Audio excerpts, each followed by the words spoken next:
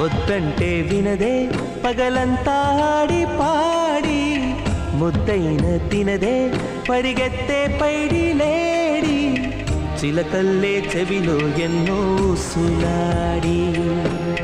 పడుకోదే పన్నెండైనా ఏం చేయాలి గుమ్మాడి గుమ్మాడి ఆడిందంటే అమ్మాడి డాడీ ఊపిరిలో మురిసే కూచిపూడి